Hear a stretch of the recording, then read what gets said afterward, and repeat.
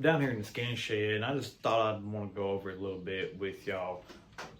In my last video, y'all see me use a jig head like this and a tube like this. Now, the whole reason I'm gonna use a jig head like this on a tube like this, the reason being this tube is hollow. So let's see if we can get it to y'all, show y'all a little bit. You look down in there, there's a hole right there. Now, you don't want to use a jig head like this right here. As you, I can probably hear it's raining. It's just a muggy day. I was hoping to go fishing, or squirrel hunting, anything, and that just fell through. But you don't use a jig head like this because feeding it through that tube, you're liable to split the actual tube. It's just too much pressure. So I like a smooth jig head like that. It's more long than all your weight being in one spot. I'm gonna try to show y'all how I do this. I don't know how it's gonna pick up. But what you wanna do is you wanna take this jig head right here and you want to just push all, or this tube, I'm sorry, and you just wanna push all the I don't exactly know what you call them.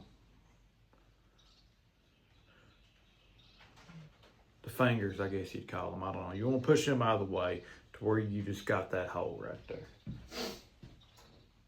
Then you want to take that jig head and your little eye hook right there where you hook your line to, you want to start with that. Kind of go in at an angle and just kind of dig. That way it's just easier to get it in first. So let's see if we can get this. You'll push like that. My fingers, there you go. You want to push like that and then angle down and just work it around. And then you always want to push where the eye is first. Now you can see right there is where the eye is. So you're going to push it first and then basically pull the rest of it down. And then push it first and pull and push and pull. And you keep doing that all the way to it all the way down. And you look down here and it's pretty much even. Then you want to take your two thumbs on each side of that little eyelet and pop it through. That right there, that's how I was fishing the other day. So you got your eyelet right here, your jig or your tube is on your jig head, and when it gets in the water, all that will loosen up. I mean, it's just gonna hang however it wants to right now. But if you get hung in brush or anything, you're not gonna lose your tube with it just falling off or a fish grabbing it and pulling it off, because that sucker is on there. See if I can, there you go. Now in the water, this right here is gonna do this little dance, make it look like a fish or a bait fish, and the fish can grab hold of that. So that is one jig, how I like to fish. Now, when I'm bluegill fishing, springtime, you know, late summer, actually any time of summer really, there's one fish, and I told y'all before, there's one bait that everything will bite, and that's crawfish. I prefer this right here. I have no affiliation with any company at all. Everything's my own independent, I won't say research, but my own ideas, I guess you'd say. But this right here, Berkeley Power Bait, they call it a nymph with 1 inch, and I use a pumpkin chartreuse. This is my go-to for bluegill, no matter what time of year. And I've caught catfish, bass, you know, I've caught a lot of different style fish on it, but it has a some type of smell to it that attracts all fish. And it looks like it right there. It just looks like a little crawfish. So what I'll do, and it's, I don't know if y'all can tell or not, but it's two-toned. Okay. What I like to do with that, 1/64 ounce jig head. That's it. and I'll take it. And if you ever watch crawfish, I know some people haven't, whatever. Crawfish swim backwards. All right, if you flip a rock, there's one right there. Take your hand in front of the claws and just kind of move it. You'll watch them; they'll swim backwards. So, but how we're gonna hook that up is we're gonna, just like about anything else, you just want to push it in there as straight as possible, and you can feel for where the hook is. Probably not a good idea, but I do it. But you want to just feed it in there, and you want to come out right at the head, in the center. Okay, and then I push it all the way up to that eye, and I fish that. You see your hook's right here. I'm holding it by your eye, and it's not gonna go all the way. It's not hollow, so you're not gonna get it the way we did the tube. But, and I just try to keep that flat. Now, I'll fish that like a Texas rig or like a spinnerbait when you're fishing one of the big spinnerbaits for bass. So I'll throw it and I'll let it fall. And then as I reel it, it'll reel, and then I'll let it fall.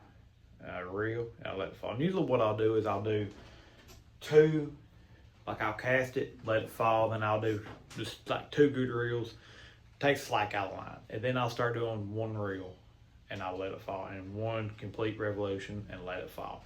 And there's no real time to it, because if you ever watch, they'll swim kind of sporadic. So I try to mimic that as much as possible. Now, what do you do if you got a tube that is not hollow? Well, I like this type of jig head. If y'all can see it, it's ball, and it's got like a little barb right there to help lock it on. It's force hole. Let's see. And these I'm using are Mr. Crappie Thunder.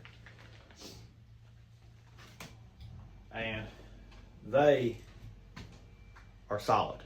They're not hollow. So again, that's the whole reason why I use this style. Now what I want to do with that, it's the same way with the crawfish. You just want to start, and you want to keep pushing and keep pushing. And I come out the side right there, so I want to push back down, push in there.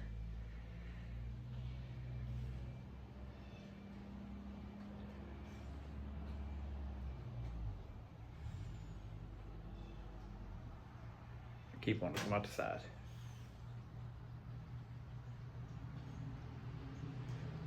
There we go. And you want to come out, like I said, we're inside those tubes right there. But you get to right here where that barb is, and you just want to push all the way up in that barb.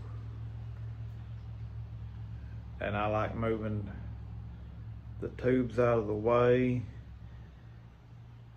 and so that hook can be right there on top. And those, they get in water and they'll loosen up. They're kind of funky looking right now. But jig head, you can jig this, you can cast it, you can put it on a beetle spin. You know, you got options on what you want to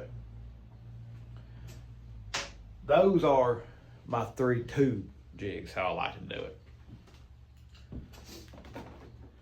And there's different ways. There's different ways on how to fish it.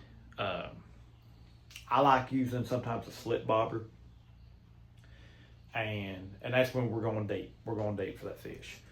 So you have what you call a barber stop. And I might make a video. If y'all want me to make a video on how to use them, you know, leave a comment. I may just make one for OM for it.